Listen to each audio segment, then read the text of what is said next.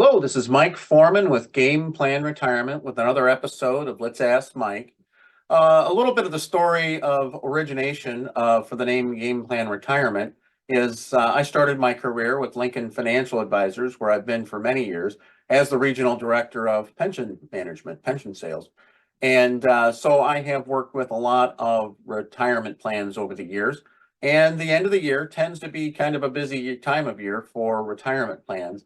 And 2024 so far looks as though it's going to be much busier than normal, partly because a tax law that was put into place a few years ago called the Secure Act 2.0, a lot of the provisions are scattered throughout the next several years, and some of the bigger ones are going to start coming into play here in 2024.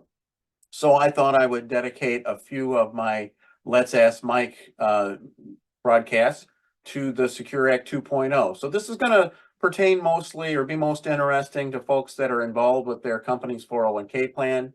If you handle your company's 401k plan and you don't have knowledgeable people like us that are interested in working not only with the company itself, but also with employees, then give us a call or an email and we can talk about how we might be more, beneficial than where you're at currently.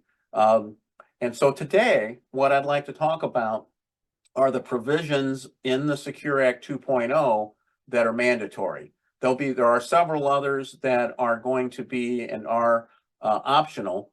And for most companies, there are going to be defaults that their third-party administrator, the folks that maintain the plan document and also do the year-end 5500 and any tests that need to be performed, those folks will have most likely some defaults that are going to be assumptions on what most clients will choose.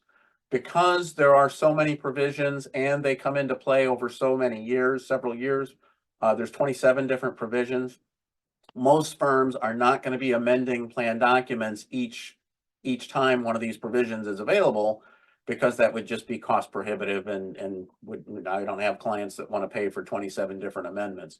What that means is for clients that want to choose provisions that differ from their administrator's default, they're going to need to track those on their own and be able to communicate that later. So it's very important that you at least look at, if you're in control of the plan, that you look through these provisions and choose any that you want to, and go along with the crowd for those that you want to do that with.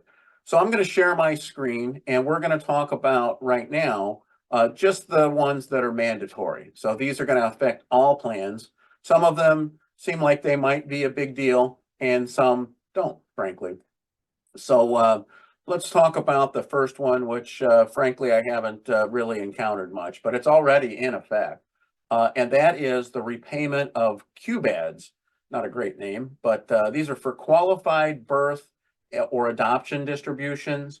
Again, I can't think of a company that I work with that's had this, but those need to be repaid within a 3-year time frame. And that was a little vague as far as when they first became available. If this affects you or your company and you need some help researching how to deal with this, just give me a call or email and we'll do what we can to help. A little bit more mainstream is the increase in their dates, required dates for required minimum distributions. So required minimum distributions primarily affect pre-tax contributions. And basically, when those monies go into these kinds of accounts, there's no taxes paid. And so the law has, since inception, had minimum dates where money had to start coming out, which makes it taxable, which equals revenue for the government, of course. And those dates have been gradually going up over the past few years. Again, if you're not that age, really doesn't make much difference. But those are going to be going up a little bit more. And if you want to talk about that specifically, let me know, and I'll be happy to talk to you about how that might affect you. The reform of family attribution rules. Again, this is one that's not going to really affect everybody, but for certain people, I can think of, this will be a kind of a big deal. What happens in a small company is when there's family members that also work for the company, but really aren't the owner, sometimes parents, sometimes children, And the way the current law works is they are considered to be the owner because they might inherit a percentage of the business.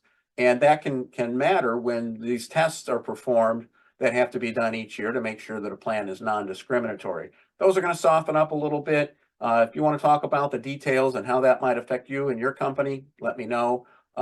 Again, for a lot of people, that's really neither here nor there, but for others, it can make a big difference. And so that's good news. Next, Roth 401k required minimum distributions, or RMDs. Kind of an oddity with and a loophole in the current Roth 401k provisions is that even though Roth distributions are not taxable, provided you're old enough, basically over age 59 and a half, and that an account has been open for over 5 years. If those two provisions are met, then Roth distributions are not taxable. But since required minimum distributions are necessary for certain IRAs and pre-tax 401k plans, they left out of the 401k provisions for Roth that they would be exempt. So in other words, that's just gone. A real hassle for some people, not really an issue for most, and a good idea to get rid of that problem. Next is increased coverage for long-term part-time employees. This won't go in effect until 2025, but what might happen or should happen is your third-party administrator who does those annual tax returns, the 5,500, and maintains your document, that sort of thing, they will probably be asking about part-time employees that may not qualify for the plan based on your eligibility provisions, but in 2025, anybody that's worked for the same company for more than 500 hours in multiple years will need to be eligible to join that plan. And since it's a multi-year threshold, your administrator is going to need information on those employees to make sure that they're in the system. So that will be coming along and will cause a little bit of administration in 2024. Expanding automatic enrollments effective in 2025. This is for new plans that come on to the books.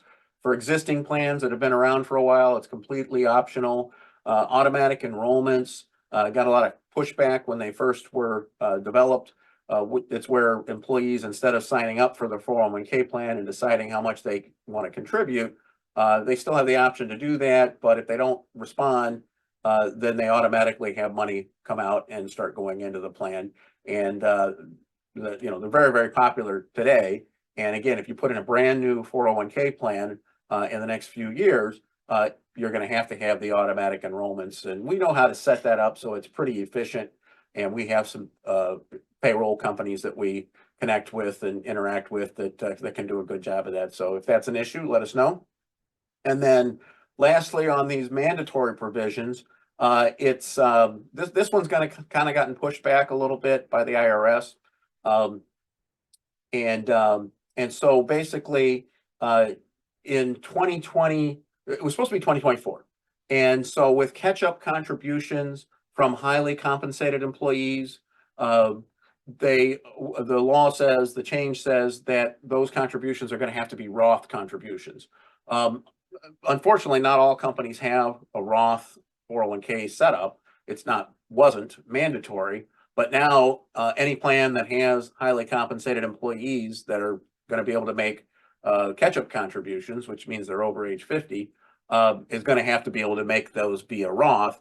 And so the systems and the tracking have to be in place for that to be possible. Now, can't think of many clients of mine that don't already have that set up, but apparently there are plans out there in the world that don't have that and need a little bit more time to set that up. So those again are kind of the major new provisions that are mandatory. I'm going to spend a little bit of time on this, and I'm doing what I can to become a bit of an expert on this, and I certainly have a lot of resources that I can reach out to help me with most questions and most I really enjoy working with 401k plans. So stay tuned. Please keep sending the questions. If you want more detail on any of these, please feel free to reach out. And thank you very much for your time, and happy New Year. And I hope we're off to a good start, and 2024 is going to be what we make it. So let's make it good. Thank you again, and have a great